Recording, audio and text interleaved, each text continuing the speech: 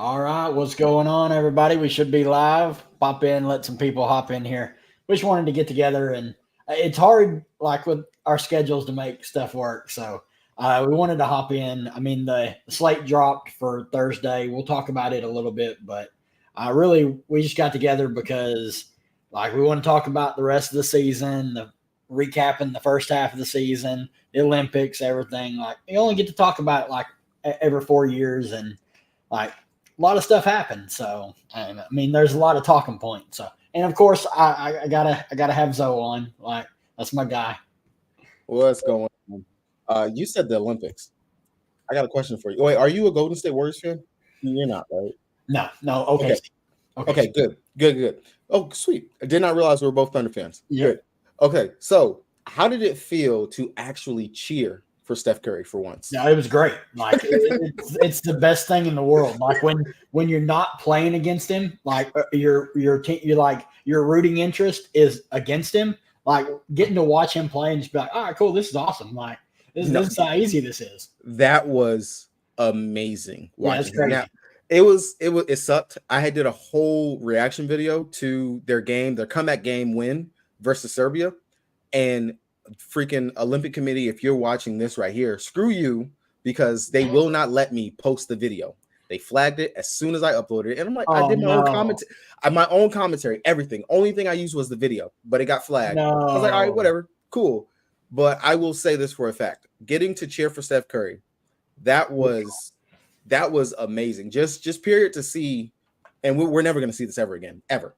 Curry and LeBron playing on the same team. Yeah. If they ever, in which the league would have had to step in and veto this, just like they did Chris Paul and Kobe. Like they would have had to veto that if they ever was able to make that work. That right there, that was amazing. One of the greatest basketball IQs on the court, along with the greatest shooter.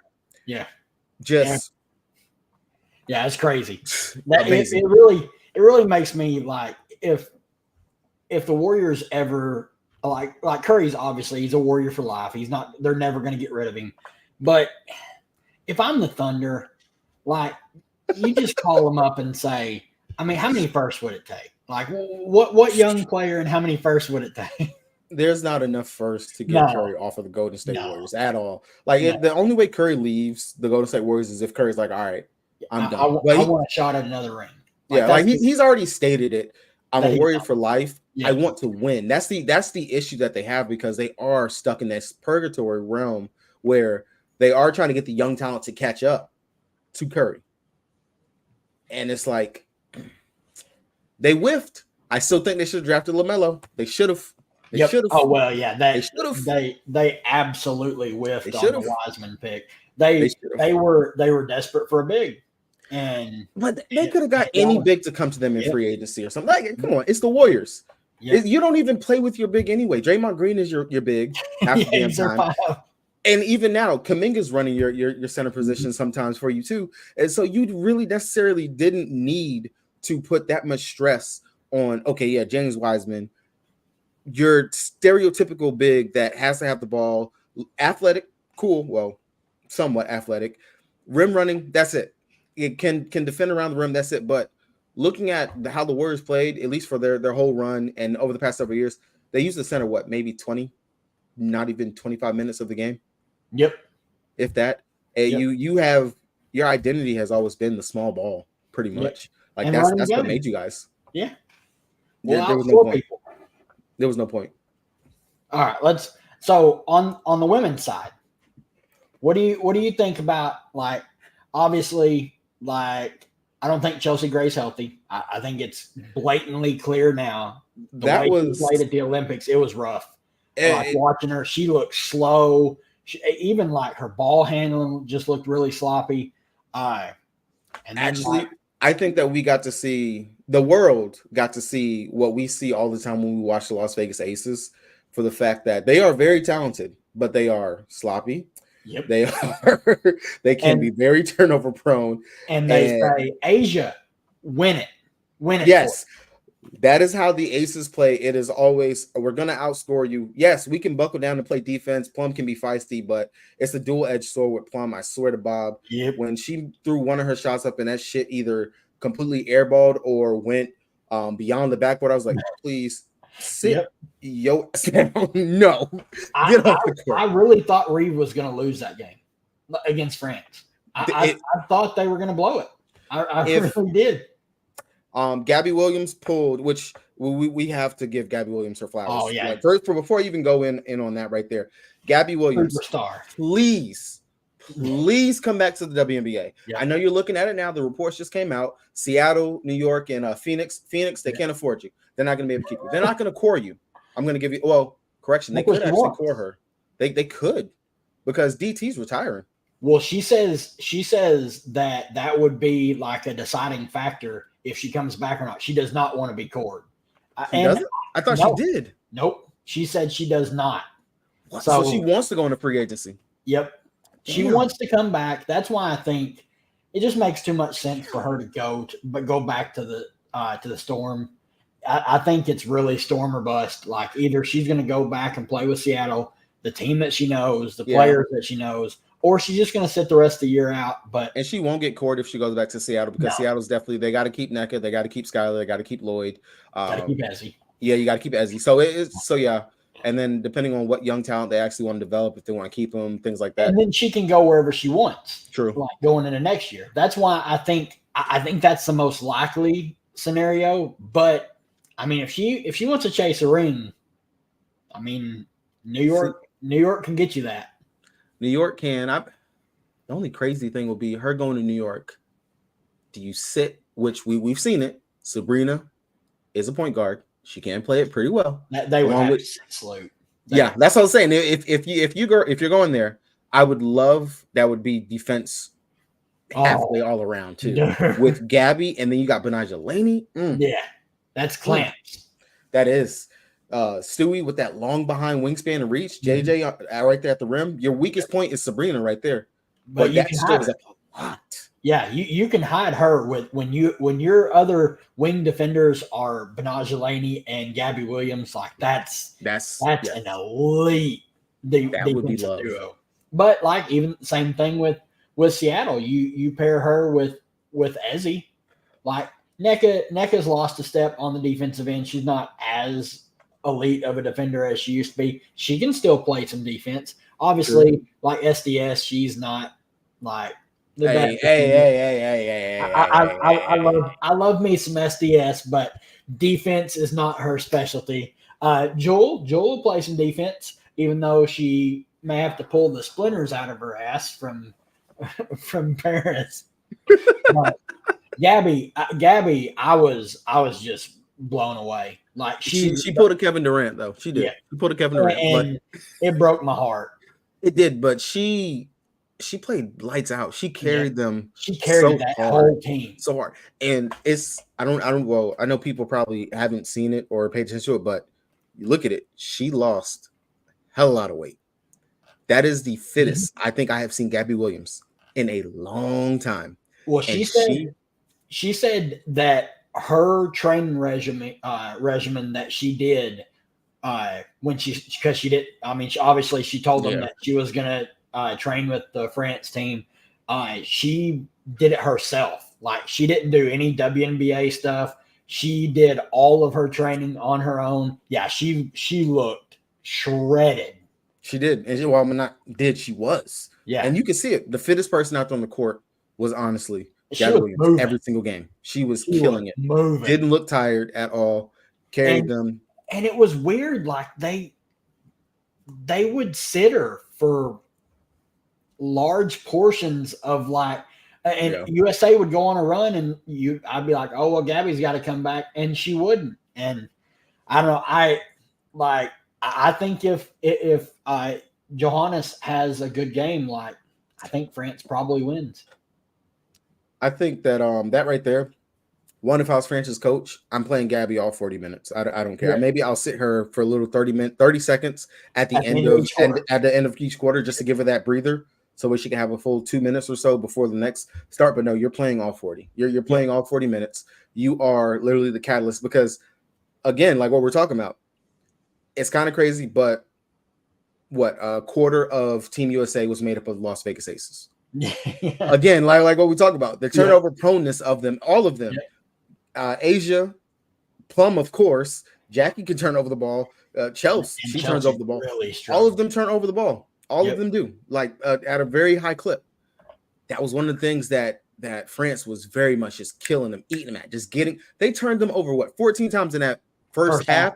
Yeah, 14, and that's what they averaged for the whole Olympics was 14 turnovers per game. That team was so defensive driven.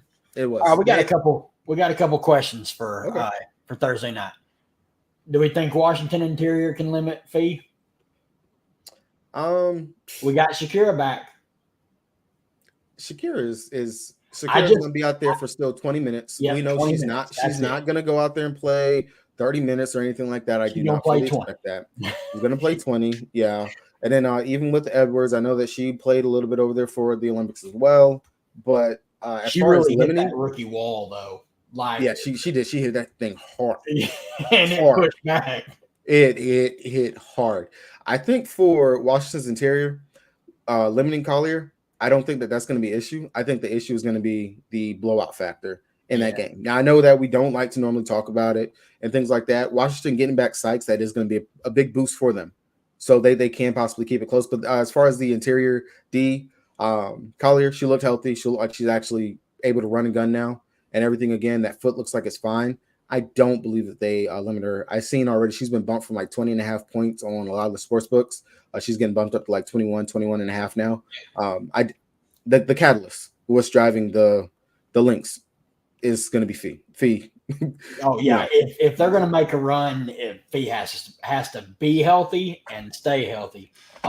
Speaking of Fee's points on the books, once they announced that Sykes, Samuelson, and Kira were expected or were playing, Fee's point prop dropped to 19.5. It did. Yeah, I was shocked. I liked it at 20.5. And then we've got any other question? Any thoughts if Sykes playing? She is playing. She is playing. I don't expect her to be full go. I figure probably like 24 to 26 minutes. The practice footage that I saw on Twitter, I can't remember who it was that posted it. It's Copeland that does all the content for the Mystics. Great Twitter follow. But she looked great, like in their scrimmages and the practices that they're running. I mean, obviously the deal with Sykes, she comes in and she's going to eat up a ton of usage. She's a good fantasy point per minute player. I think at her price on DraftKings and FanDuel, depending on what one you're playing, I think she's a perfectly fine play, even if she's only getting 24 or 25 minutes. That's like, yeah, she's even when she was limited, that one game that she came back, she went crazy. Exactly. And that's the Sykes that I would hopefully hope that we can get, especially for the time that she's been able to recover and everything. And one of the things that we do know with Sykes, whenever it comes down to it, just the steal upside that she has herself and the high usage that she is going to have for them. 7,900 is blatantly just a bit too cheap in my eyes. I definitely do think she should have been still in her mid-tier 8K range, and that would make me think. But if you're going to tell me I can at least hopefully get 20 to 25 minutes of Brittany Sykes out there at 7,900, that's kind of that's just a straight steal. That is a steal. And T-Ball said there's no limit on her. Like he's not putting a restriction on her, but since she's been out for as long as she has, I figure they'll be a little cautious with her. But this isn't like just coming back from an injury. Like she could have been healthy like right after the All-Star game and had 3 weeks to really ramp up her conditioning and everything and be perfectly fine. So I think she's going to come in low owned, and I love that play for tournaments just because like there's a lot of overpriced plays and then there's some underpriced plays as well. Yeah. Well, I guess we're about to go ahead and get into that right there. Again, following your lead, you want to go through Vegas totals and stuff, or? Oh yeah, let's do that. That they've already got them. Luckily, I got DraftKings Sportsbook pulled up. So Mystics and Lynx game has pulled in a little bit. It was at like 10 or 10.5. It's 8.5 now. Lynx favorites, obviously. Over under 155.5, not the best. Phoenix at Chicago. Phoenix 3-point favorites. Over under 166. And then you got Liberty at the Sparks. Liberty are 12-point favorites, over under 166 as well. So two pretty high total games and then one pretty low total game. But man, I think there's some decent plays in this, especially on the Washington side. I mean, if you're going to tell me I can get 20 minutes out of Shakira Austin at 5,500, I mean, that is a crazy. I got some interest. That is a crazy. Like, just I'm just happy she's back. I'm just happy she's back. I hope she's healthy. I really was hoping that they would just shut her down for the year, but if she's healthy, like if she's going to play 20 minutes, I mean, in the opener when she only played 20 minutes against New York, she put up 34. Like she can get there. She does need to get like some stocks. But like, I mean, she should be able to get that going up against Alana in the paint. Yeah. Alana trying to get in there, get her little shots and things like that. She should be able to get that. Then of course, Fee, who does mid-range, get to the rim as well herself. She definitely should be able to get some stocks right there with that. And then of course, any offensive putbacks that she can actually get, that'll actually help her. But yeah, 5.5 for Shakira Austin. That is too low. Yeah, there's not like looking like if you look through Phoenix, like Rebecca Allen, she got ruled out in the Olympics. She played their first friendly game and got hurt almost immediately and got replaced on the team. High-grade hamstring injury. So that probably tells me that she's probably not going to be healthy enough to play here. Yeah. So then you're really – I mean, with Phoenix, you really just want the starters anyway. Like the bench players probably aren't going to get very much run. So, going to mean Sophie's okay, but at 7,100, like then you got like Mac and Herbert Harrigan. But we do need to talk about Chicago because I mean they dropped the new look Chicago. They dropped the bombshell and traded Mabry like on right after after they beat the Aces in Las Vegas for their biggest win of the season. They go into the break and trade Mabry, which she wanted out. Apparently, she requested a trade and she wanted to go to Connecticut. So, speaking of that trade, what do you think? What do you think pushed that trade? What do you think it was?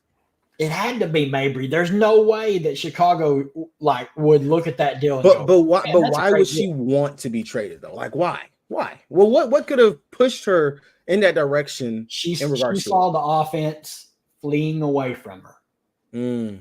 Like she wants to be the number one usage cat. She wants to take the most shots. Don't know if that's going to happen in Connecticut, but I think they have a better shot of winning. Like maybe she sees like her window closing. I really don't know. I can't believe Chicago made that deal. Like they took on two players who are under contract for next season that I mean they had to take on those two to make the money work.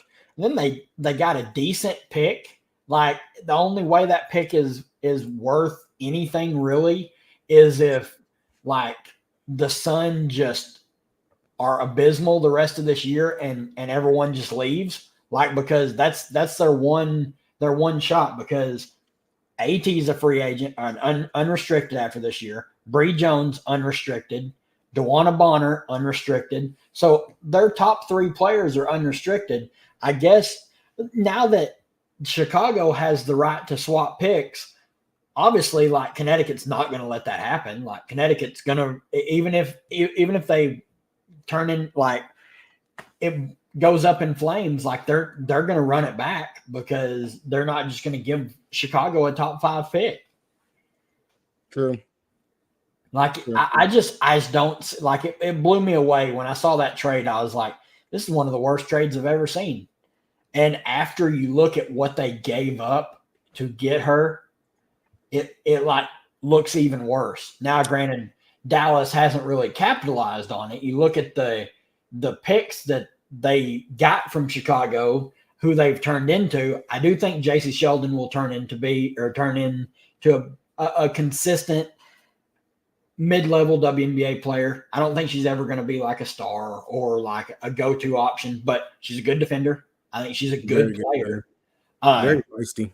Yeah, but like Suarez, I worry that like the injury just killed her career. Yeah, no, I don't. I've seen enough of Suarez. I really am. And what about Lou? Oh, what about Lou? I don't understand what's going on with Lou's production at all. It's been I don't nothing.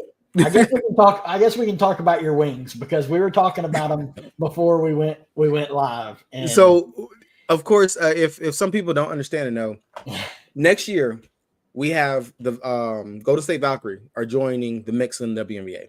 So several players from your teams. What is it, like 5, 6? How many players is it?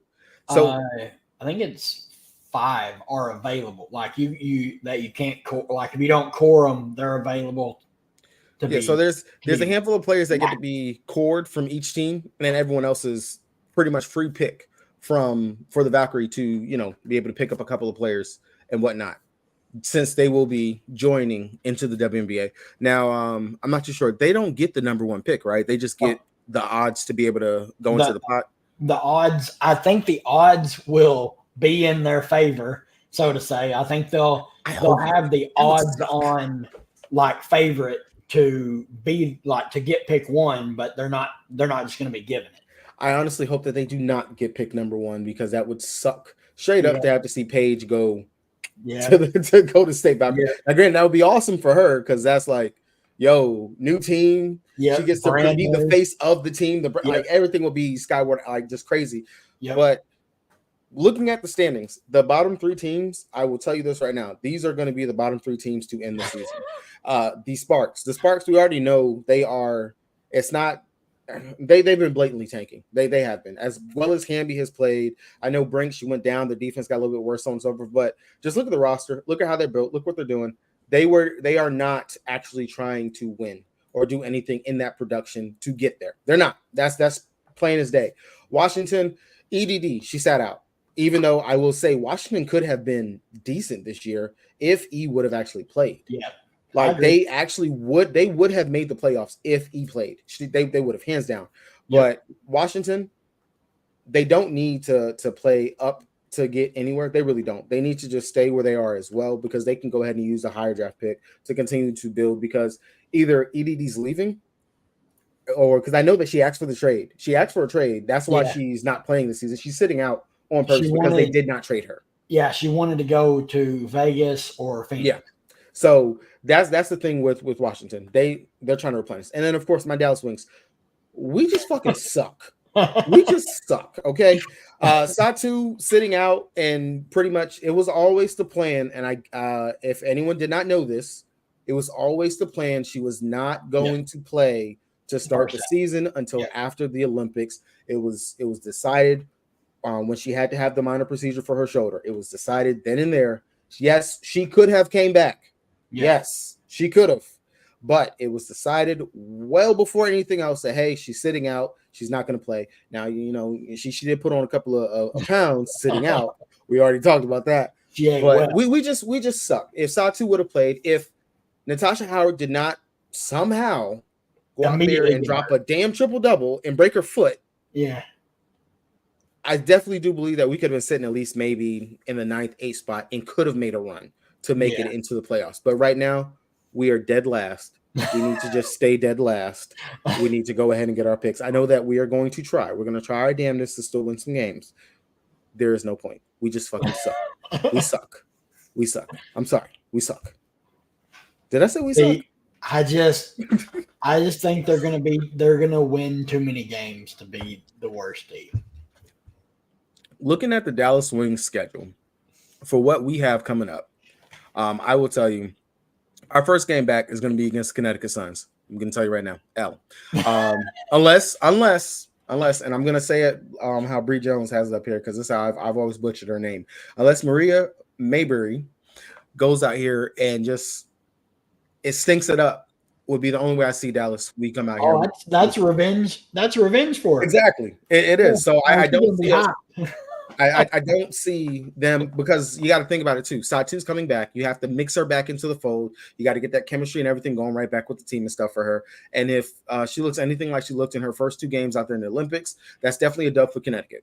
The New York Liberty, we play them twice. Yeah. Pretty much, it's a back-to-back. One of those more than likely is going to be an L. I'll give us maybe an edge to get a win, but they're both in New York. 2 L's right there. Against the Sparks, yes, we can win that game. Against the Las Vegas Aces, that should be an L. Against the Minnesota Lynx, that should be an L, even though we do play Minnesota very well, surprisingly. Against the Indiana Fever. Schedule's brutal. That's what I'm saying. Against the Indiana Fever, that's a maybe game, but you just gave Aaliyah Boston and Caitlin Clark time off. You gave Caitlin the time to process what she's seen in the first half of the season. Yep. She was already dropping damn near triple-double before the break. Yeah, she's about to be a demon. I'll give it to the Indiana Fever in that right there. And like that's just looking at what the first 1, 2, 3, 4, 5, 6, 7. Yeah. The first 7 games up on the schedule that we come through. And I said maybe we'll win 1 game out of that 7. We are no.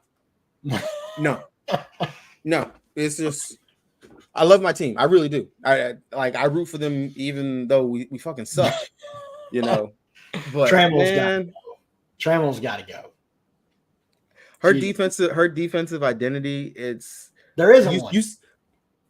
You see what she's trying to get them to do, but it's like getting it out of play. Like Big T, we have one of the most dominant bigs, and she when she plays and she's on, she is good. She fucking kills it. You can't stop her. Mm-hmm. But when she doesn't get the ball, a couple of passes down the post, she can't get to it. It's like, bro, come on. If you don't give her the ball, if you don't give her the ball like 2 or 3 possessions in a row, you might as well just pull her. She's checked.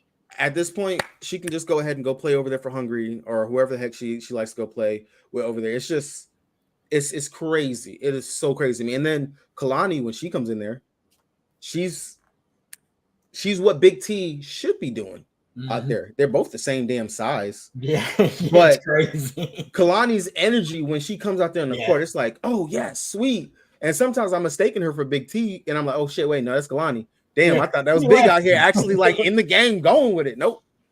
See, they need to run the offense through Big T. Like, get the ball down there to her. Like, then let her. If they double her, kick it out. You've got, especially with Satu back. Like, yes. I mean, Nat can shoot the 3 ball. Satu can shoot the 3 ball. Obviously, Enrique can shoot the 3 ball.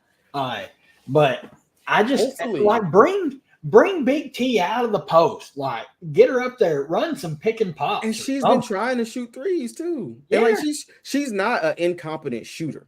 That's the other thing too. I've been thoroughly surprised with the fact that she actually has a decent follow through, decent form when it comes to her trying to take mid range, or when she has taken her handful of threes, she actually has a decent looking shot. Yeah, it doesn't look just abysmal. It doesn't look like she's just trying to figure it out. Like she actually she's working. She's setting and pulling, and the ball rotates well. It doesn't look like it's just floating. Like I don't know. I think it's a lot of Trammell.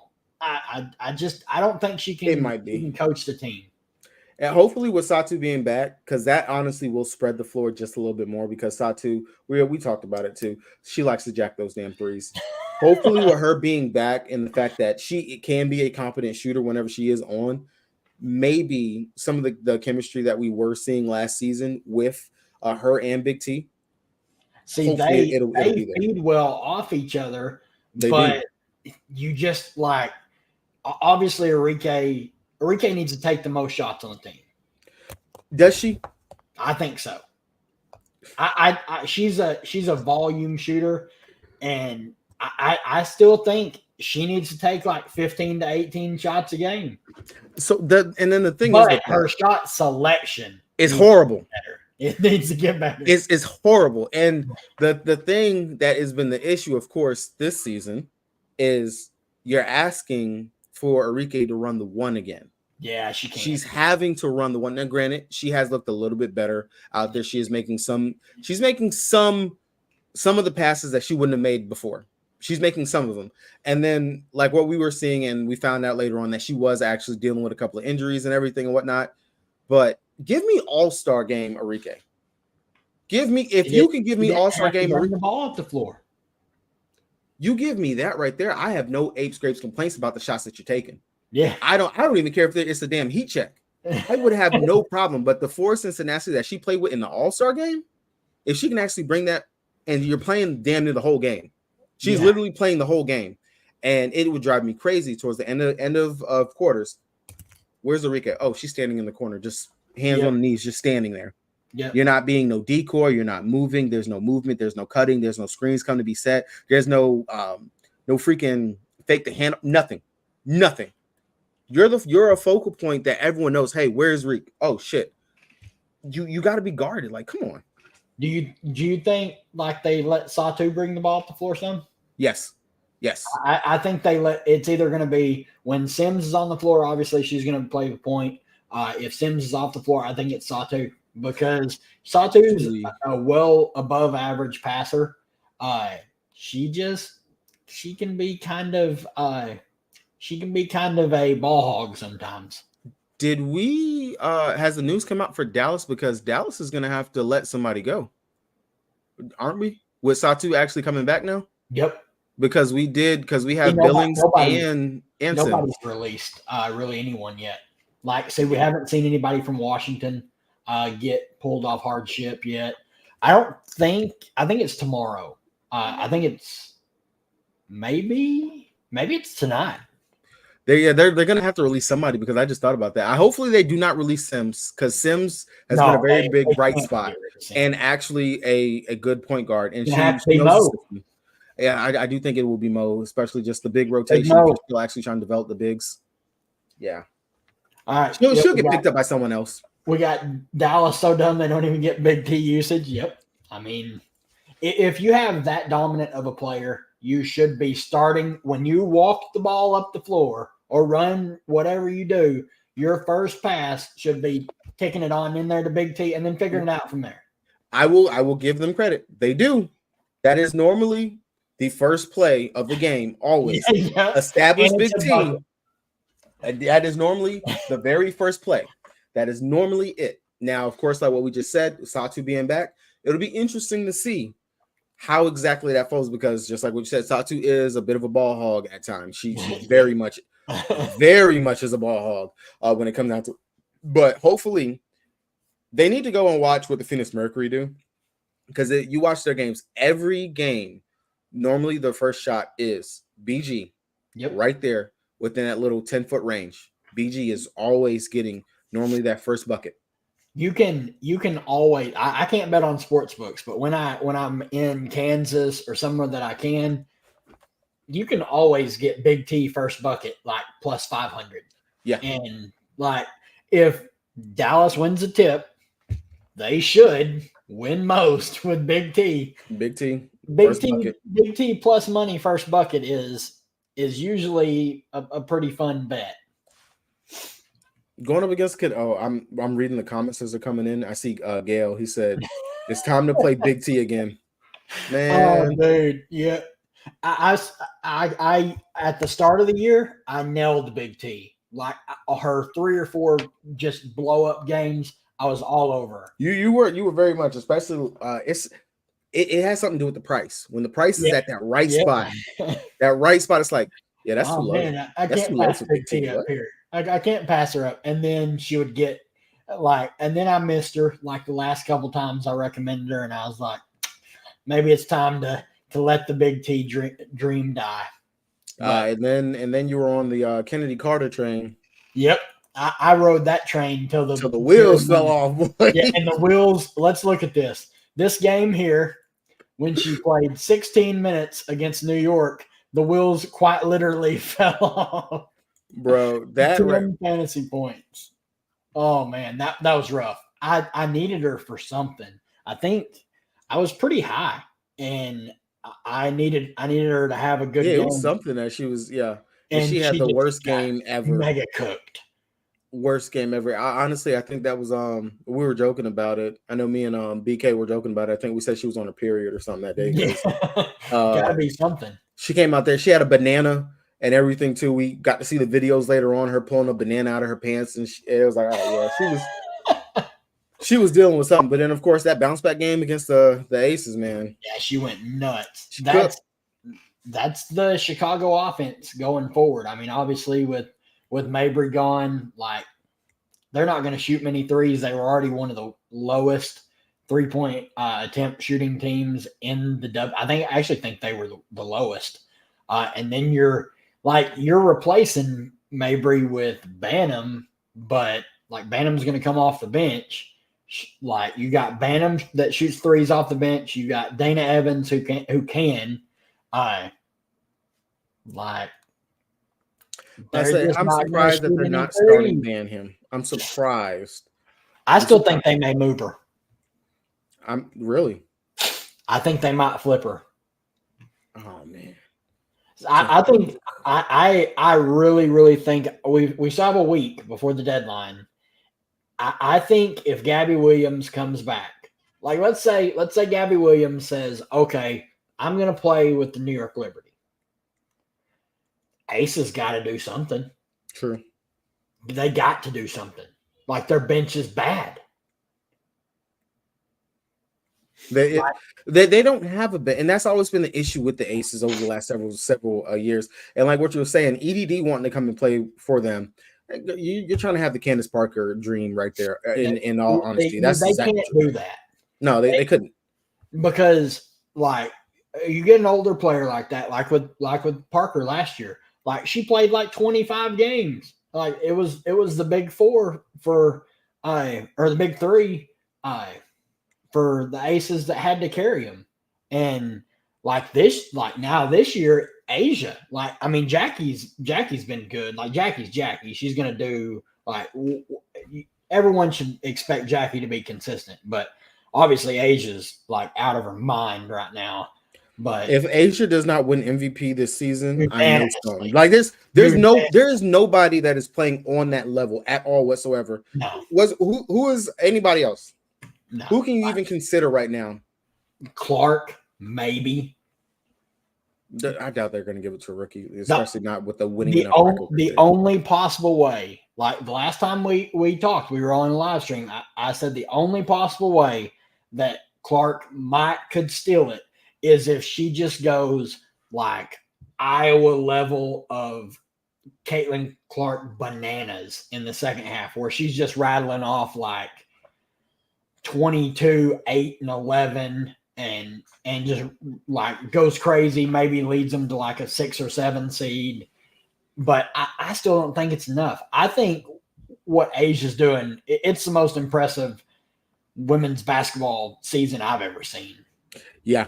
The fact that it's insane. I've got to the point where if the Las Vegas Aces are on the slate, I start my lineup and I go, oh well, there's Asia Wilson. All right, where are we going next? Yeah, especially even when she's priced at 13K. It doesn't matter. I'm gonna figure it out. But I will say too, a lot of the sharps, which whenever we're inside the bigger contests, like 33 to 50, the 333, in those contests, I have literally seen they will just go ahead and play Asia. She is doesn't matter, straight up 60 to 70%. The winning lineup in those contests, it will have Asia in it. Yep, it will. They will take the daggone 9 points from whatever scrub that they go ahead and play. It will, and it won't matter because I'll use our boy DK. His favorite words. It's optimal. Yeah, it's optimal. Yeah. It's optimal. You play what's optimal. Crazy. It got to the point at the first of the year, I was like, man, I'm gonna get different and play look at my lineup without Asia Wilson. It looks so good. And you would always play two higher price players, and Asia would outscore both of them. And no matter what her price is, she's gonna 4x her salary, and it doesn't matter. Like it's crazy the way that she's playing, and what she did in the Olympics makes me feel like she may even take it a step further in the second half of the season.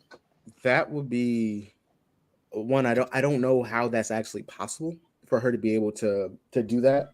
But if what we just talked about is true in regards to Chelsea Gray still being hampered, injured in that light, in regards to it, I can see a boost in the production for Jackie Young, who we have already seen. Like Jackie is playing. I didn't think Jackie could get better from last year, but she is so good, and she's not talked about enough. She is so good. No. So good. I love her hair too. It's really nice. But I love Jackie. Like I just love the way she plays. Like yes. She doesn't want, like, she lets Asia take all the spotlight. Asia like so quiet. Yeah. Jackie just shows up, wants to lift weights and play basketball. Lift weights is so damn true. That girl is strong, man. Yeah. I mean, I think she's like pound for pound strongest player in the WNBA. I give it to her because she walk around there like she built different, man. I just want to see, like, we kind of hinted at it before the live stream started. What happens this offseason? Like, let's say the Aces win again. Like, let's say they three-peat and Stewie comes in and she's in Asia's ear. She wants to play with Asia. Before how do they make that work? They have to let Plum go. Okay, I'm good with that. Plum's an unrestricted free agent this year. You know what? And all honesty, where's your money? As much as everyone says, "Oh, Plum, she's great, she's this, she's that," I can see the childishness sometimes getting on their nerves. Yeah, I can see the on-court mistakes, which her mistakes, they're loud when Plum makes mistakes on the court. They are very loud. So I got a little bit of hypotheticals. So let's say Aces win. Let's say they beat Minnesota for the title. Let's say New York bombs out and Stewie is done. Like, she wants to leave. Sawtooth's headed to New York. She's going to play with Sabby and her sister and JJ because Sloot's gone. Let's say Stewie comes to Las Vegas and, like, Plum leaves. What do you think about Plum on the Fever? Playing the two with Clark. I think that's an absolute god spot. So Kelsey Mitchell's gone? Yep. Mitchell. So Mitchell and Wheeler are unrestricted this season. They're two highest priced or highest contracts. They're going to have two max slots. Hold on, give me 1 second. Yeah, I've been going down a rabbit hole thinking about all this fun stuff. This offseason is going to be just a blast.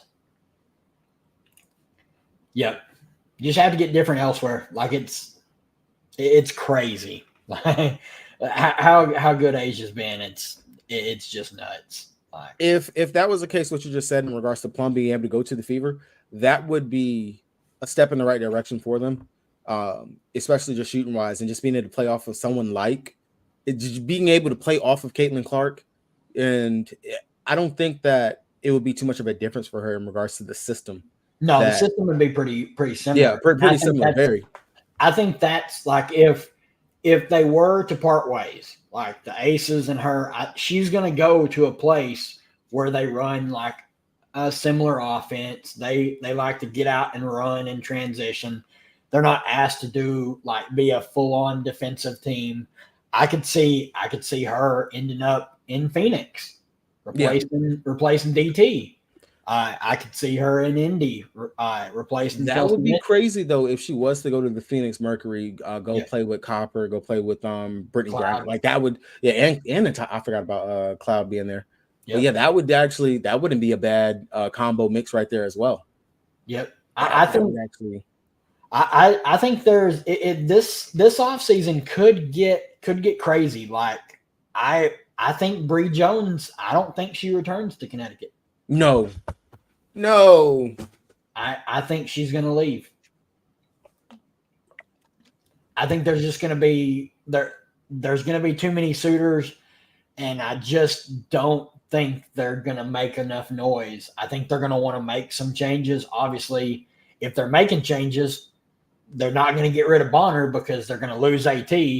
So it's going to have to be Bree.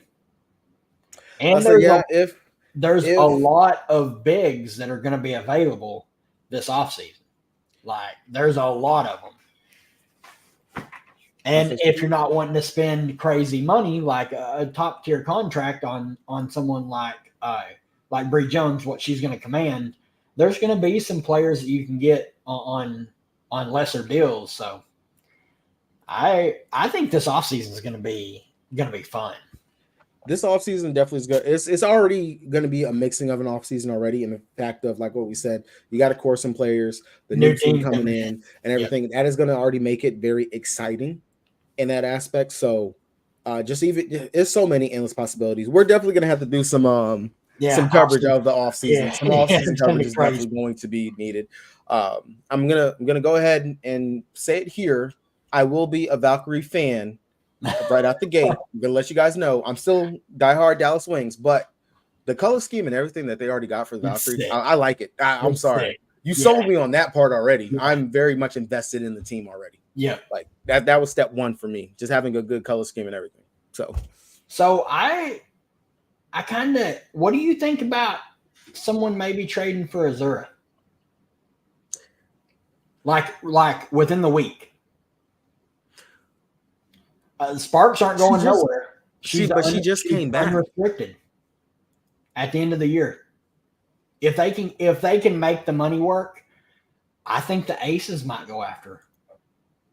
But unless the Aces are willing to give up some picks, which of course that would entice. But the only thing is with the Aces, obviously now we got the lawsuit coming in on the Aces. They already are without this coming up first round pick. So it would have to be 2026 first. I don't know if a 26 first, and then what do they got to do? Like money, Aces have about $50,000 in leftover money just with the Candace Parker leaving the way she did. So they would need to come up with like $150,000 to get to Azura. I don't know if they can. Like I was looking. You would have no players or nothing on that team that would entice or even make the salary. It would probably take like 26 first, and then I mean the Sparks aren't going to want like Gus. No, and that just sucks too because Megan she's a baller. I don't know why they're not playing her. I don't know why they're playing Kia Stokes over her. Like that. And that's what I'm saying, that they're not going to get. They like what Kia brings defensively is what they always keep saying. But at the end of the day, you're playing maybe Stokes 20-ish minutes. You're letting Megan come in there for about 5-10, if at most. And Asia's still just playing the center spot anyway. So the only way they could make it work is like Gus. It would have to be like Gus and picks. I don't think that can do it. I wouldn't make that trade. I wouldn't, because Stevens, Azura, she's good. And if you actually want to, well, this would be the question though. She needs to stay in LA. Do you think that a front court of her and Brinks works? That's what I was just thinking about. I forgot about Brink because like that means you'd have her, Brink, and Wnba. Yeah. That's what I'm saying. Like, do you think that works with the Sparks? Probably should try and move Z before the deadline because they're just going to lose her this offseason for nothing. But it's hard to make the money work because she's making $195,000, and most teams just don't have the salary they would have to match it, and it would, like, most teams really couldn't. Let's look at a few places. I would say the playoff teams would be the ones that should take the gamble, unless someone says, "Hey, we want you to be a part of the core moving forward. We're going to give you the contract next season, XYZ, those type of things." I got one. let's see. What about who's about to be? What if the Fever called him up? Okay. And said, Melissa? I mean, they could. I don't think they would. I don't think they would deal Melissa.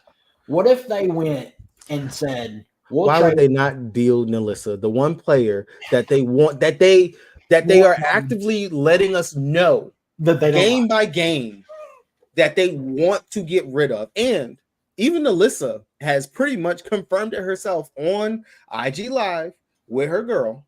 She has pretty much confirmed that they want that she's not really happy, welcomed and wanted there. Yeah, it's known. It's known.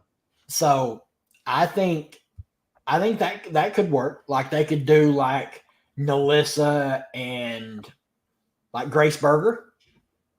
Oh yeah, that's not bad. I'll say because Melissa right now she's making what, 80?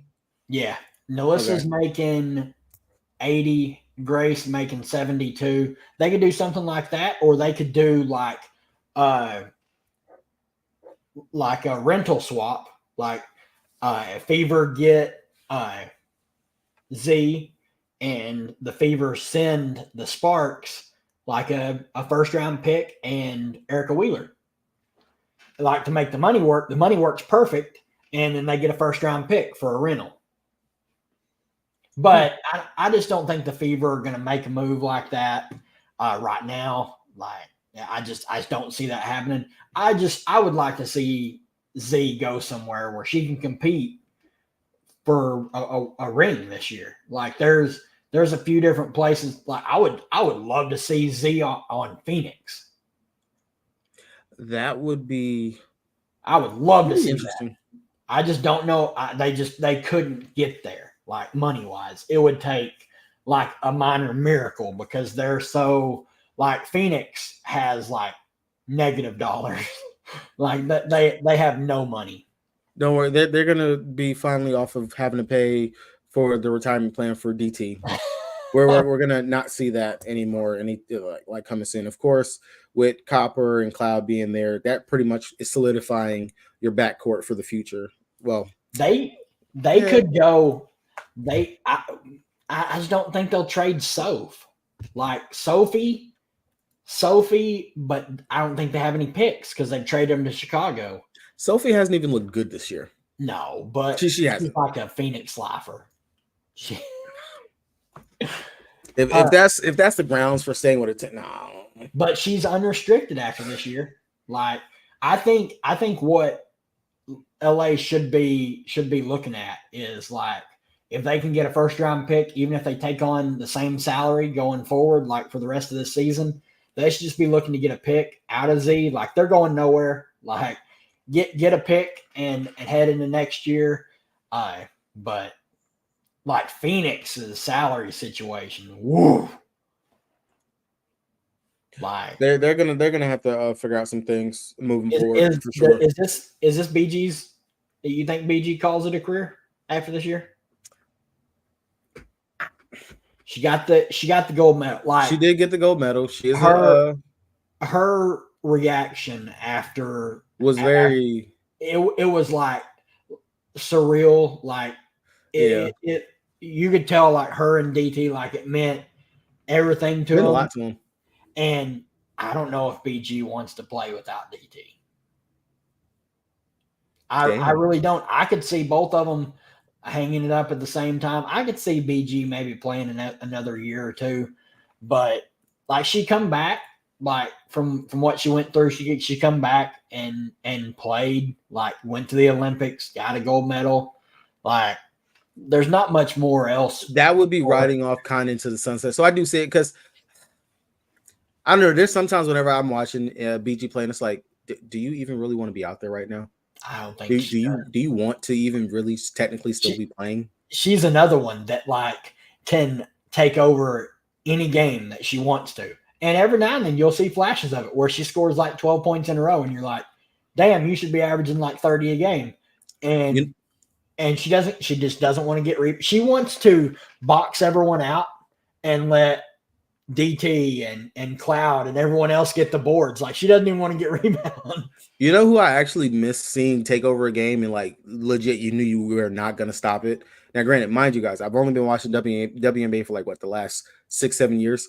So for me, actually getting to see Sylvia Fowles when she took over a game, and it was just like, you're not stopping her once she gets in the paint. You're not scoring on her. You're not like that right there.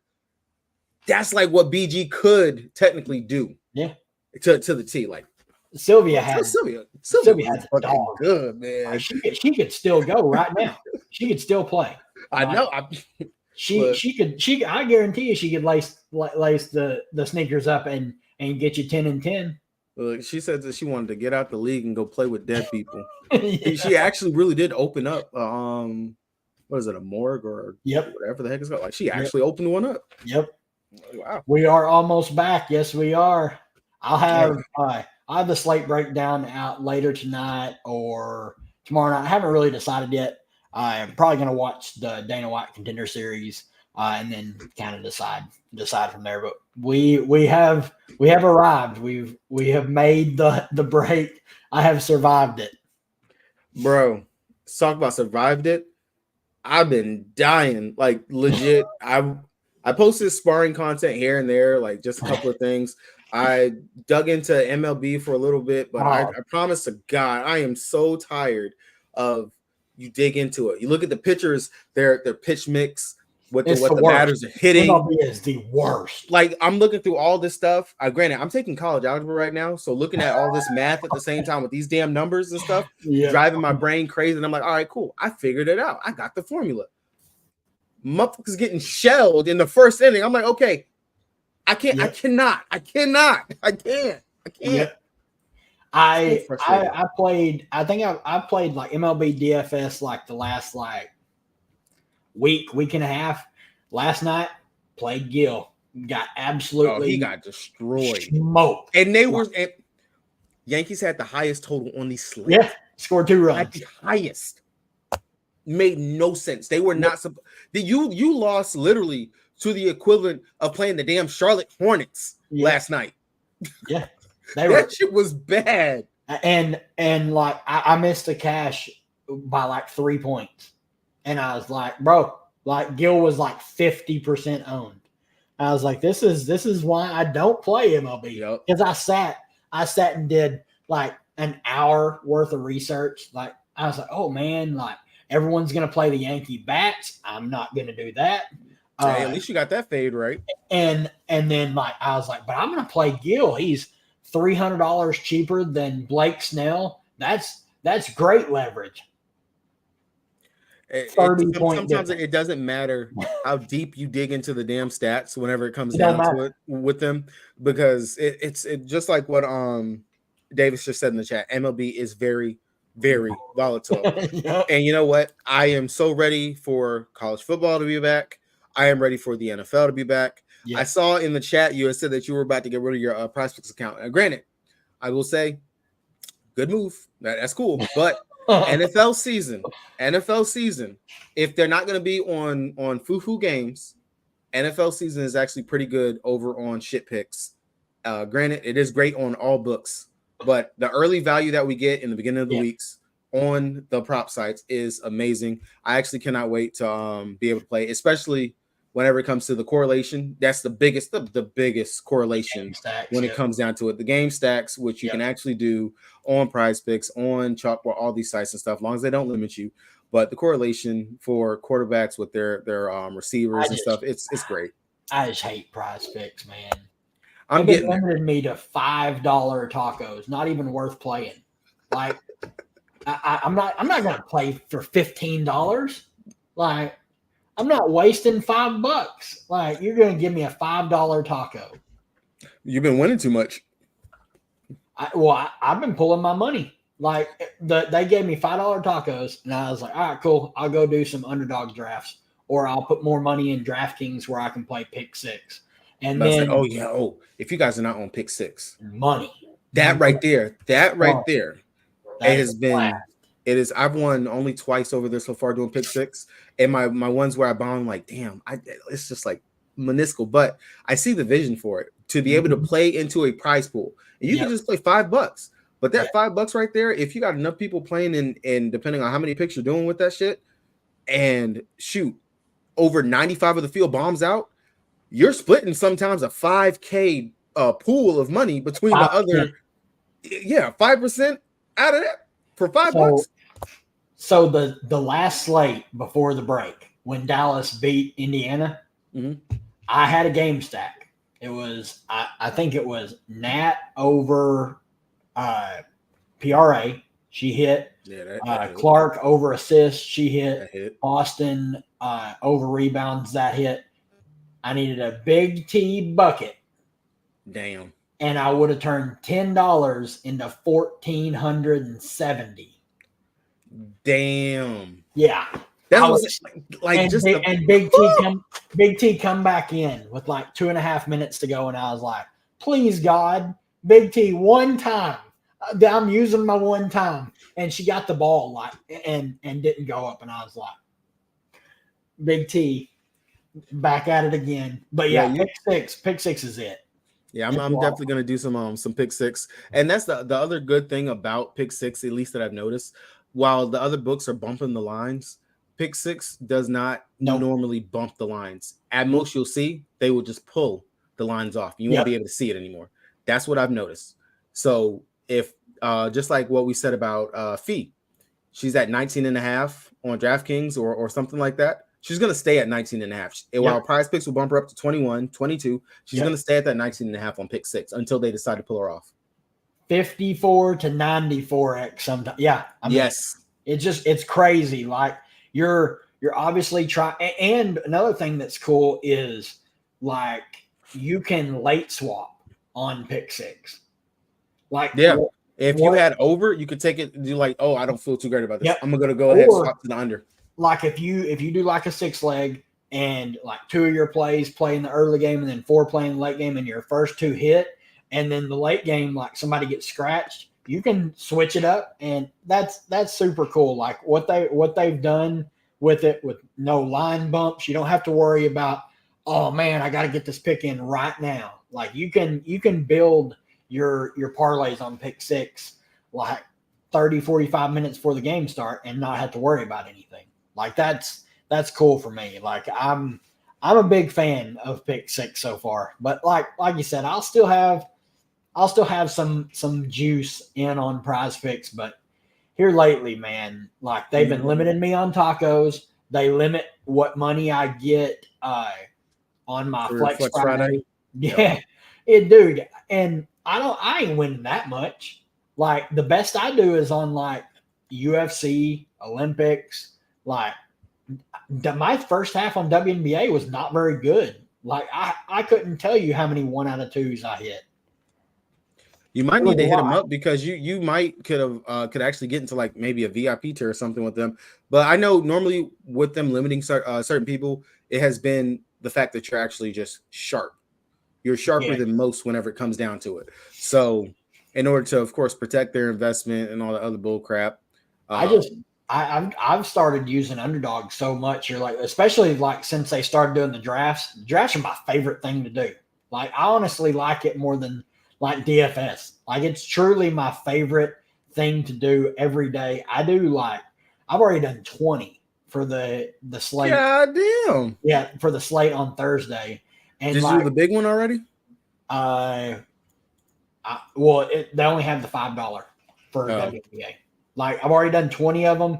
I'm gonna have to pull myself in and not do too many because I usually limit myself to like 10 to 15. But they dropped it so early, and I've been just trying not getting that early value. Yeah, I mean they got Z with a 13.5 projection. With a 13.5 projection. What? Yeah. Oh, that's easy. Yeah, dude, you need to be on there. It's ridiculous. I'm gonna have to.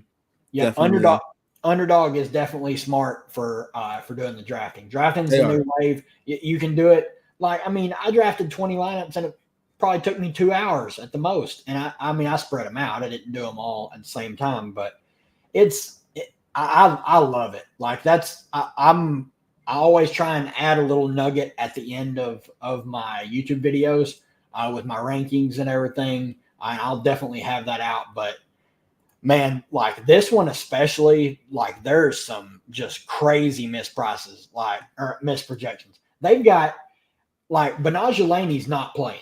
Like they've already all but ruled her out. They've said, like, let's look at her. She's still injured? They said Lainey Hamilton expected to miss 2 more weeks following the Olympic break. Interesting. And so on Underdog, they have Benajelani projected, let's see here, for 27.3 fantasy points. And people are drafting her. And they have Leonie Fibich projected for 5 fantasy points. And you can get Fibich for absolute free in the last round with your last pick. That's about to say Fibich. That's and it's just like when there's an edge like that, like I just do a ton of drafts and I load up on the edge and I try and like mix up who I'm drafting with them. So like I have a ton of Brittany Sykes, and if she plays 25 minutes, Underdog's really not going to like me come Friday morning when they have to pay me out. You should definitely be up there towards the top of the pool. Definitely.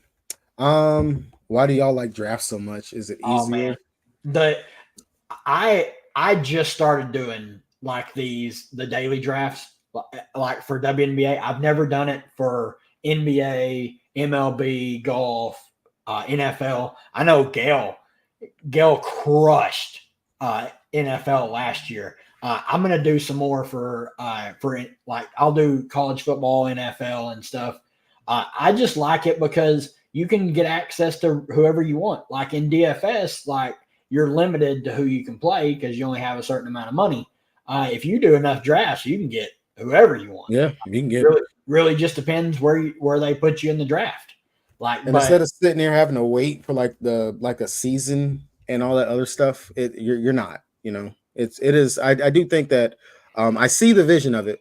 Granted, I haven't gotten fully onto the wave like what you have. I played a handful of them before, won a couple of them, and then I had lost out on one week. I had lost like maybe $20-$25 when I went ahead and played again, and I haven't touched it again since then. But I'm gonna have to make sure I'm not in your contest with you. right before the break, it was the slate that Stewie got rolled out late. I hopped in a draft and I drafted Sabrina, Hamby, Z, Mabry, and I drafted Sloot, and then you could get like Burke and Fibich late, and like Stewie was out, Laney was out. It was when they weren't playing Thornton very much, and I finished in 10th place with Courtney Vandersloot playing 13 minutes. Wow.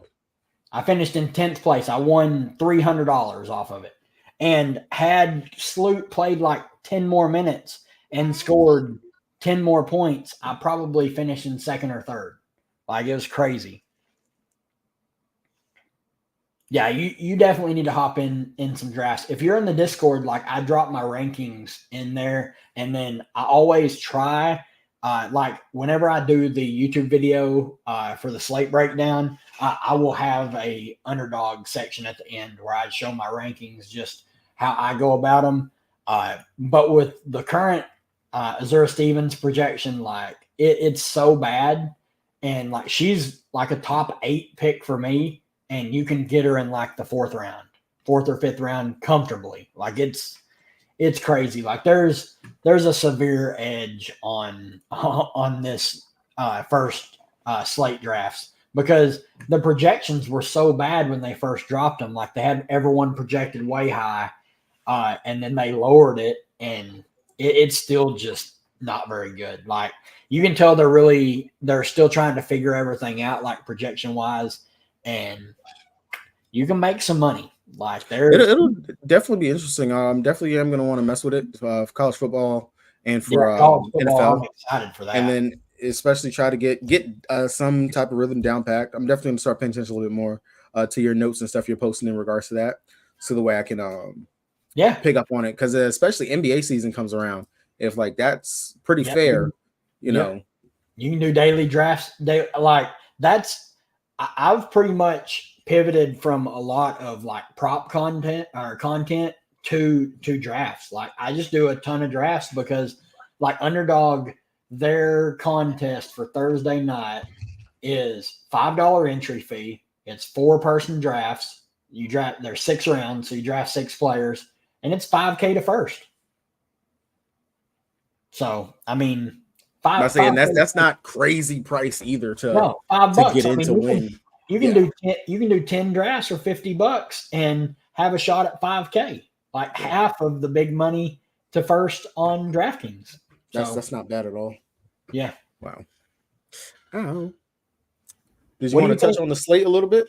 Yeah, let's hop into that for a minute. So, like on the Phoenix side, we kind of mentioned it a little bit ago. Like Beck Allen, I'm not expecting her to play. Like with everything that happened in the like pre-Olympic friendly games, like high grade hamstring injury, like that's sketchy. Like I don't really trust her to play.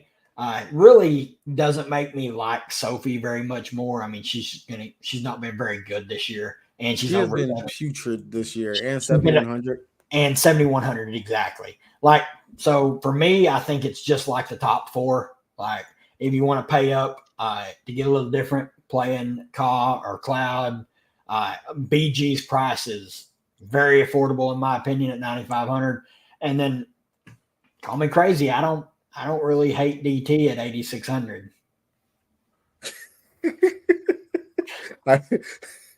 The gold medal buff. Oh my god, bro!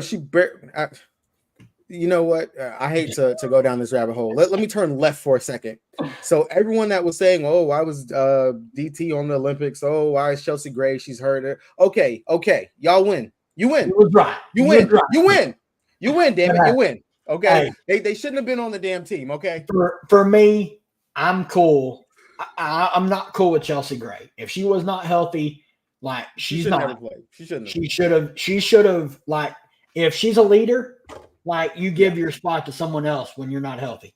But DT deserved it. DT had the narrative. There was DT. She was getting 6. Like she was never going to not be on the team. Like she helped win 4 of those. She was probably one of the main factors of them winning 4 of those 6 gold medals.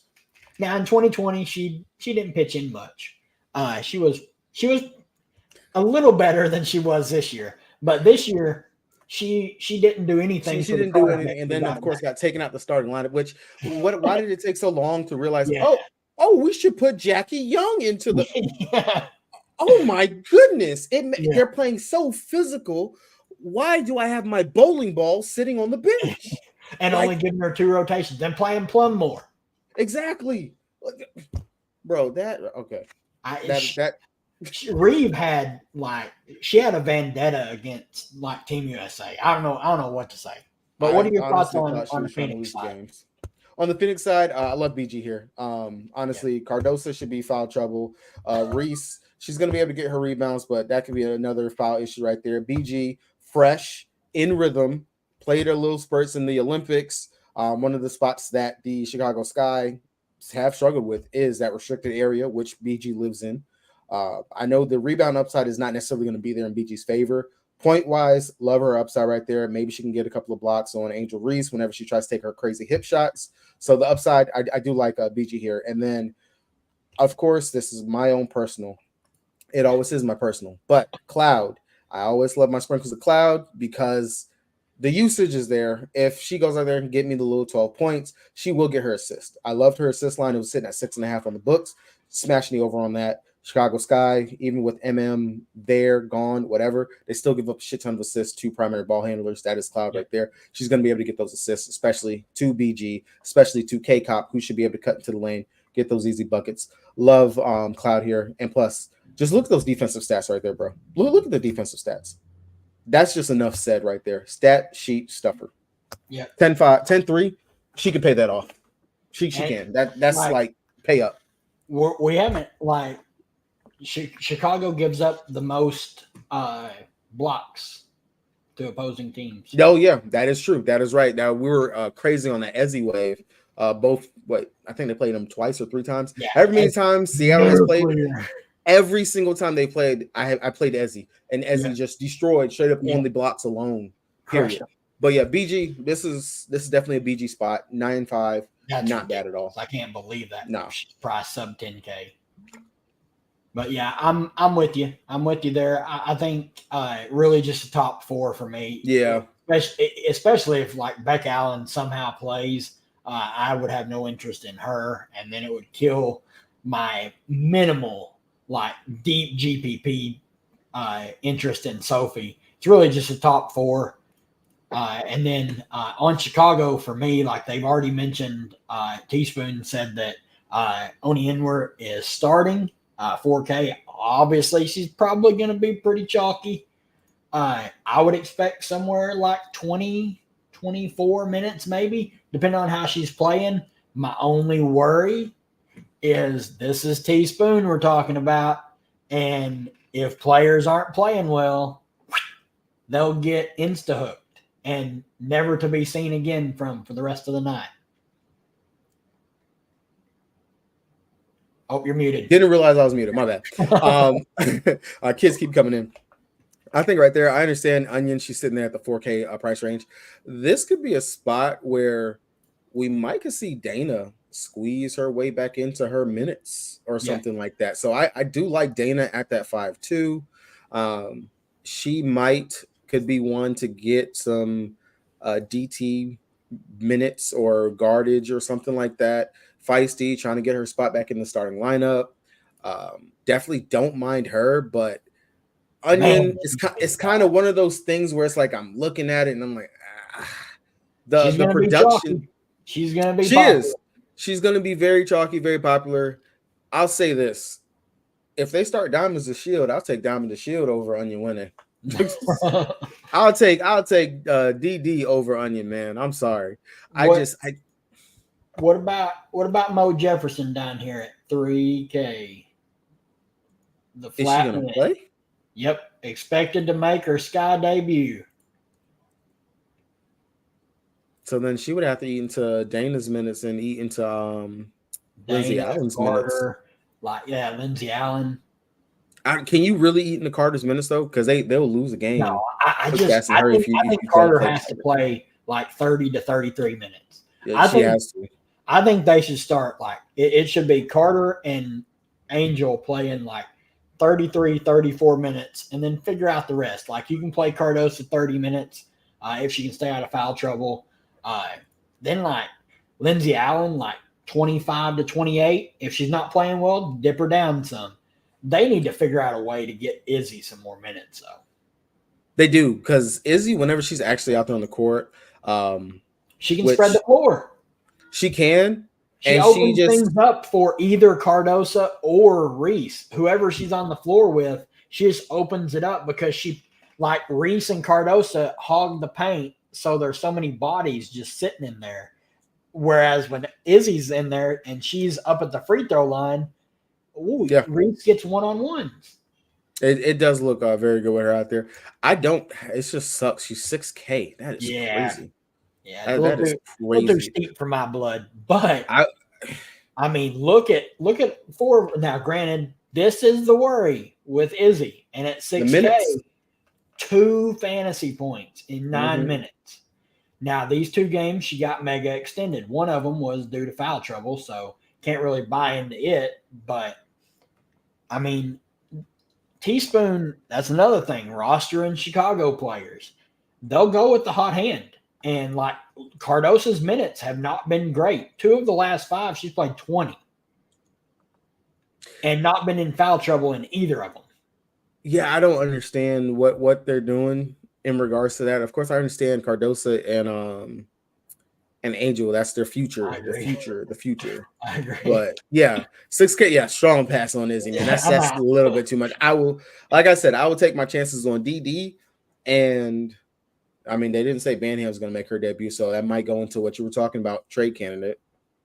Well, well, she's not been hurt either though, so I would fully expect if she's on like the Chicago Sky by the time this game starts, I think she's going to play like 15 minutes off the bench. And we just saw Banham again. We just saw what she did against. This is not against Connecticut. This was against Phoenix, where she nuked. She lit them up, and I had her that day, and all my studs completely locked. No. Yeah, I had her that day, bro. I was watching the game. I watched her go off. I was like, bro, I'm good. I think that was a Sunday game too. I think that was, and she was like sub 1%. It was something just crazy. And it was like, today's the day. I'm taking this motherfucker down. I have Rachel Banham. No one has her, and everyone else just flopped. And I was, matter of fact, I'm gonna go find that lineup. I'm gonna go find that. Yeah, I do. I think she's a great pivot off of absolute mega donkey chalk Wnba. I think she's a great pivot. Now, will it work every time? Probably not.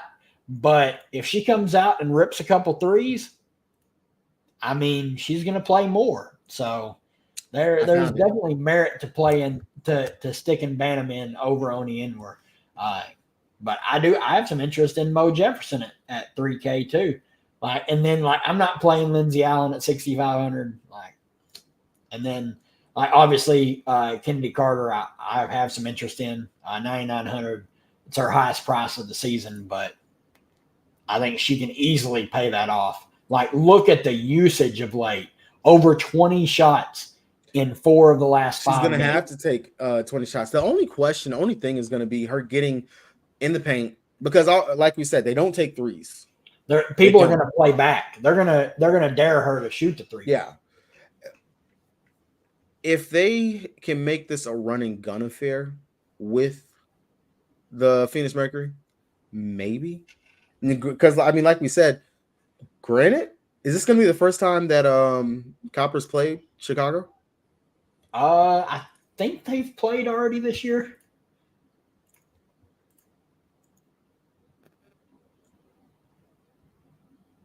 Nope. It's our first game against them. Well, shit, we all on the wrong damn thing. Copper about to light their asses up. Yep, Copper's about to piece them up. Never mind. Copper.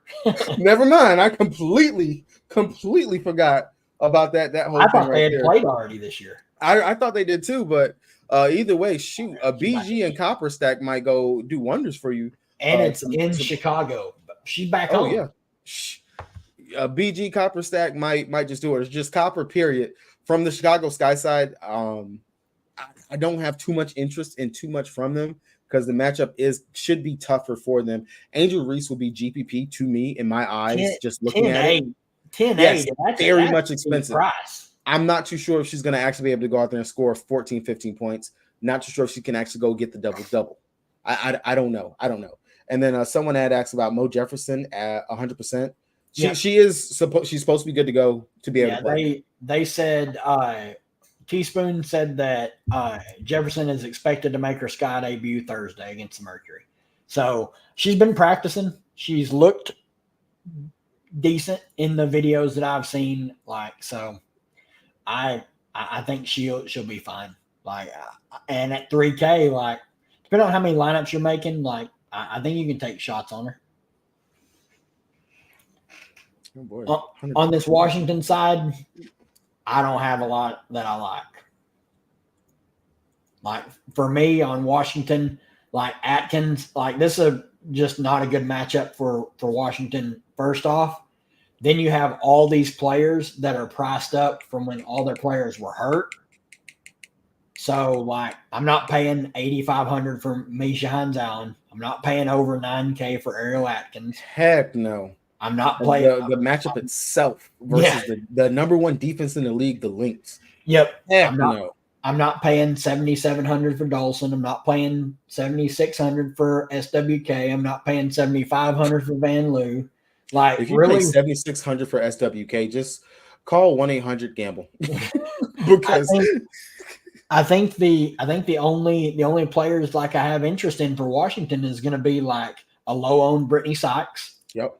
Who, even if she's on a minutes limit, I think she can still get there. If it's mid-20s, I would have some interest, even though coach has already said like he did not put a limit on her. And then like dipping down here, like Kira Austin, 5,500. Yep. I think she can 4x that salary in 20 minutes. That's not the best matchup. But at that price point, what she allows and opens up for the team, like, I mean, I have some interest, and then really everyone else, there's not going to play. Like Inksler's not going to get any run. She's going to DNP. Nope. Like, you got any other thoughts for this Washington team? On the exact same page right there. Wouldn't mind taking a stab at Sykes just for the fact that they're saying that she's not limited. And I'm just going to try to believe in a coach for once in my life that they're telling me the truth. Nah, they're probably not. They're probably not. Yeah, they lie. They lie so much. But Sykes, that price, $79, I'll take that. And then, of course, like you said, Shakira Austin, that is good value right there. I know she's like, what? That's $1,500 more than Wnba, but $1,500 more for a play that we know can go out there and can get us 20 to 25. She's a good fantasy point per minute player. Like, she's north of a fantasy point per minute player, whereas like Wnba is like half a fantasy point per minute player. Then on like Minnesota side, like everyone's pretty priced up from when Fee was out. At like, speaking of Fee herself, like 10-9, that's pretty good price for her. Not the best matchup. Low total game. I think she'll come in pretty low owned. I do have some interest in her. I always like Alana Smith. I get weak when I think about Alana Smith.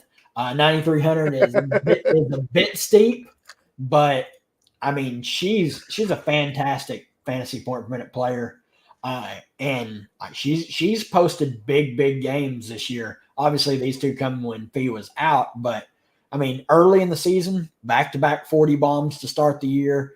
I think she can put up 30. Then it's like Kayla McBride, great tournament play in my opinion. Like Courtney Williams, always worry about the minutes with her.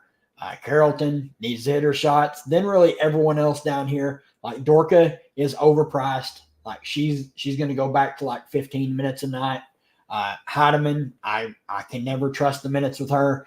Zandalasini, same thing. Yeah. What about Diamond Miller, man?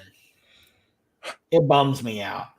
When we talk about players that possibly could be traded or needs a new team and stuff, especially with the upcoming. It's almost like she's kind of being phased out. Now, granted, that might just be because of the fact with the injury early in the season. It looked like she did come in a little bit out of shape as well. So she needs a change of scenery. Something can shake up. I mean, think about it. Last year, they didn't have Courtney Williams. They didn't have Alana Smith. And Diamond was considered to be a point guard. She was considered to be able to go out there and run the offense for them, things like that. She's just not doing that at all so far this season. They brought in before she even got injured. And then they brought in Heidemann. So we're like, no, we don't need you. Exactly. So that's one of the things right there with Diamond Miller. But definitely, like what we said, maybe a different start, or if they do figure out some type of role for her. But she still has a very high upside. She just has to be able to capitalize it maybe on a different team or take the sophomore season and reflect.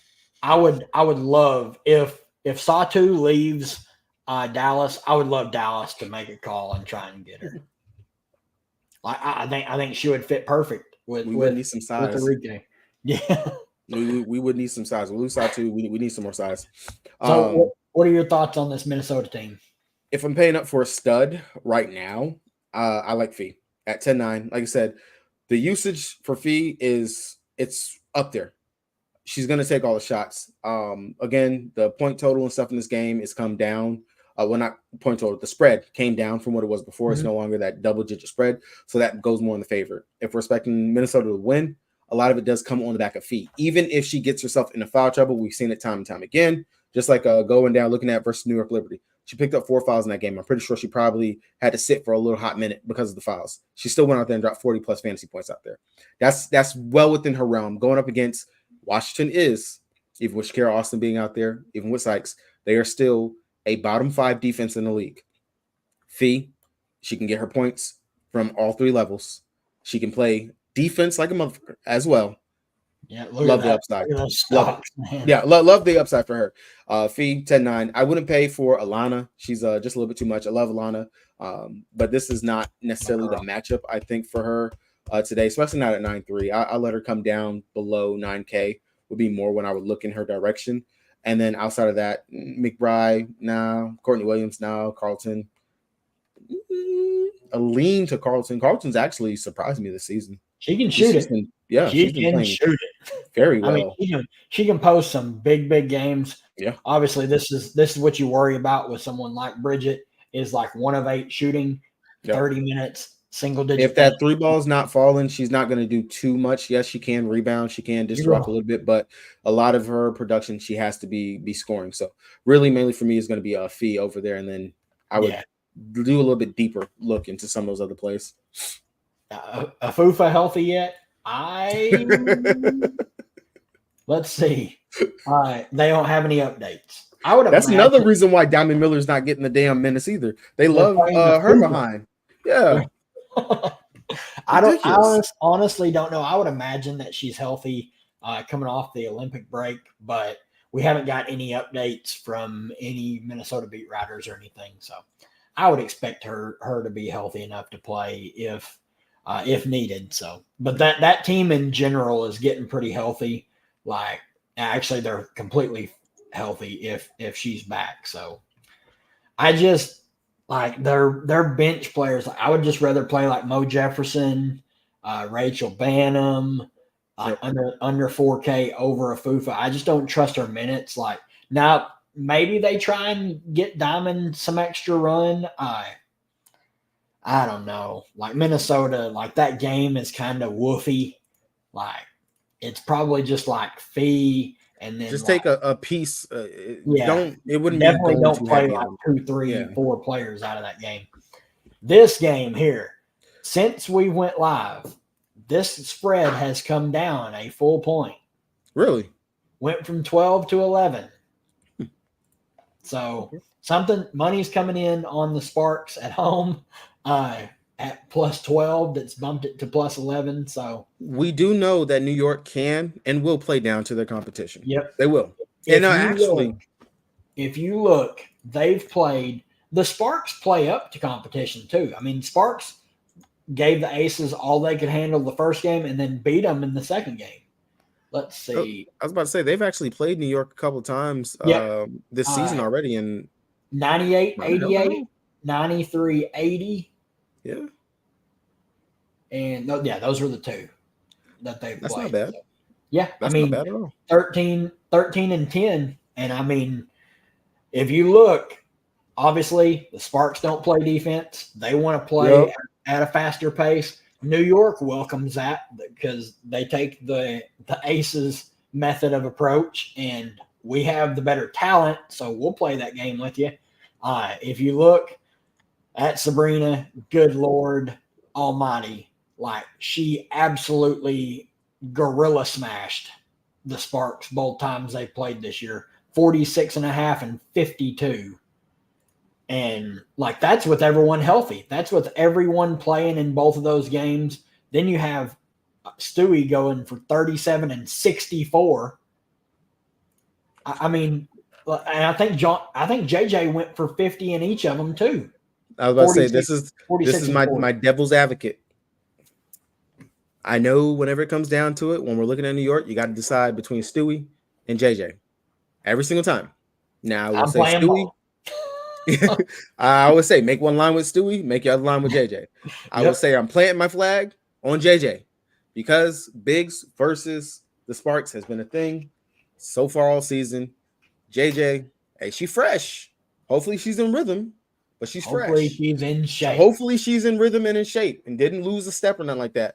But in the paint, she should either be going up against if they still are starting Yuri, if they're still starting her. If not, then maybe we're either going to see Wnba as the starting center. Because Azure, when she is in the starting lineup, she is playing the 4. Wnba was playing the 5. Yep. Still, I would just JJ to me and Sabrina. That would be a really good 1-2 punch to me from this game. And then if you're not going to go with that 1-2 punch right there, Phoebich, because we already know that she should be starting. Yep. And at 7K, right, I mean, she can still pay that off. Look at these last 3 games. They were playing her over, like last 4, over 30 minutes in each of them. And I mean, she doesn't have to just shoot it. Like, she doesn't have to score to really. I mean, she can get you the peripherals too. So I like Phoebich. I like the way she plays.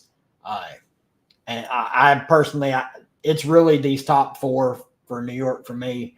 I can't get to Vandersloot. She's just been so bad. Nope. And like the minutes have not been great. She had this one game where she played 34 and put up 18 fantasy points.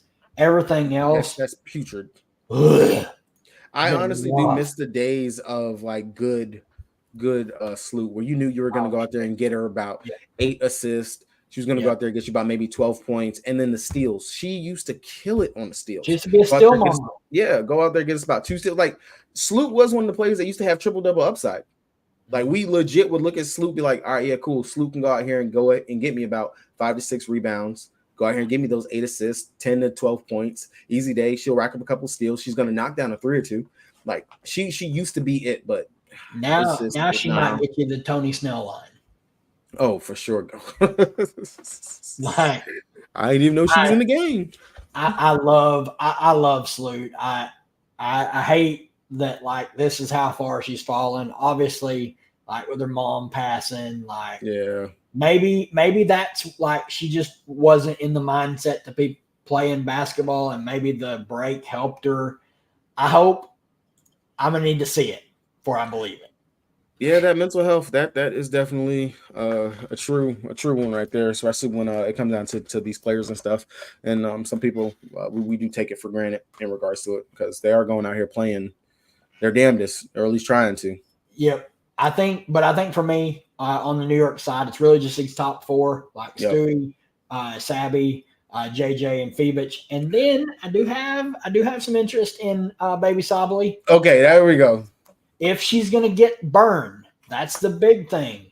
If she's going to play like 10 to 12 minutes, she's a good fantasy point per minute player. Like she can, like 7 minutes here against Connecticut, she put up 14, almost 15 fantasy points. Like, and her and Sabby, like, they love that pick and pop. Yep. They love it. And so I don't mind, like, if you're looking to try and get off Oni and Rachak. Like, there's another play. Don't mind. Yep. You definitely do not mind Sabby. And if you think the game blows out, Baby Sably. Even more of a reason to play her. Yep. What do you think on New York? Got any other opinions on them? Nope, I know you that was it. Nope, not going there. Not going there. 5'9", that's above it. Unless she was starting, that would be the only way I would truly look at her. But when she's playing off the bench and she's priced into that close to 6K range, it's not that the value's not there for her. Yeah. And now we have to talk about the LA Sparks and their 13-player rotation, and God only knows what guards are going to play, who's going to get the most run. We know that Hamby's going to play mid-30s minutes. She's a lock for that. Been playing out of her mind. She's been super impressive. Most improved player of the year for me. And then Big Z, like, she's been playing out of her mind. 9,600. That is a big price jump for her. And I want to, like, make this clear. These past 2 games where she played 38 and 36 minutes, both those games, Lee Yuru was not on the team. She was already overseas. The last game, Stephanie Talbot was not with the team. So those minutes, I think Big Z is going to be more apt at like this 30-minute. 30, range. yeah. Yeah, I think 30 to 32, somewhere right around there.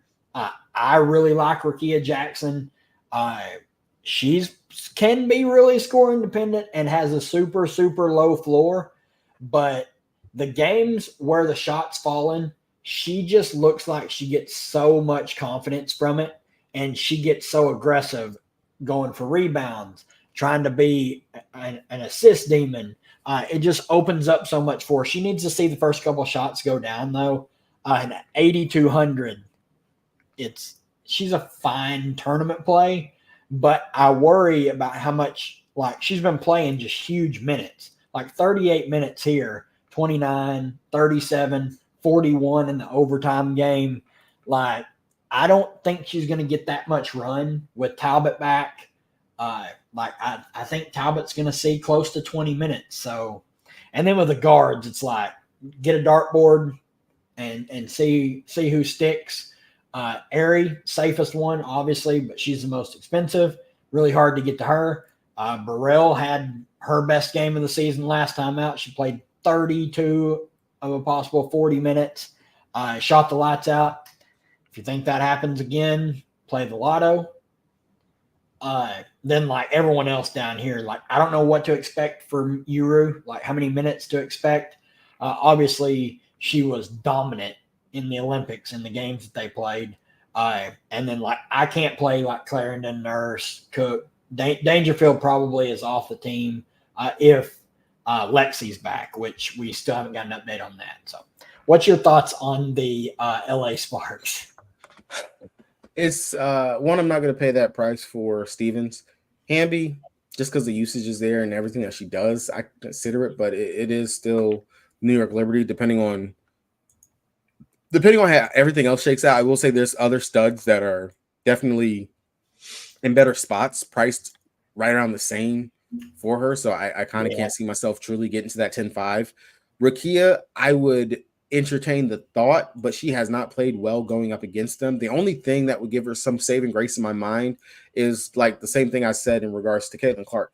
We gave her time to process what she saw in the first half of the season.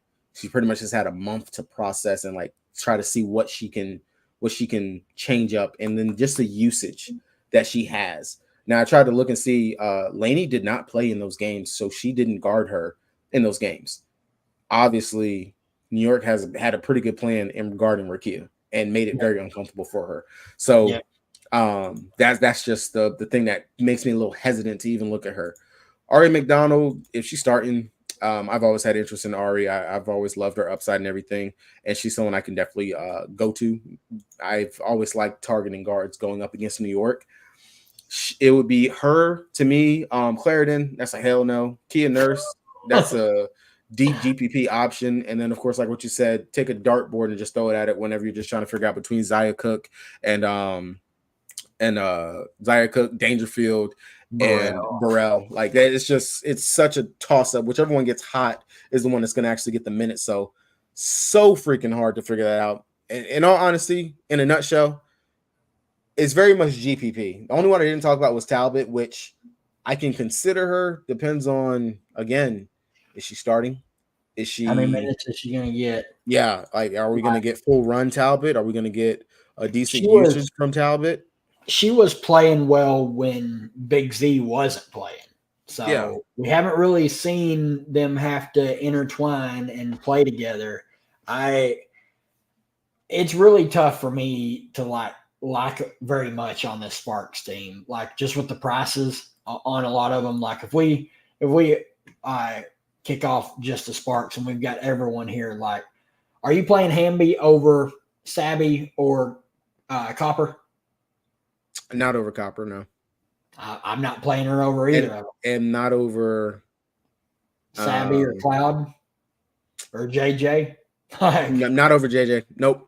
I would not play Wnba over Copper. Wouldn't play Wnba over Jones. Wouldn't play Wnba over Griner.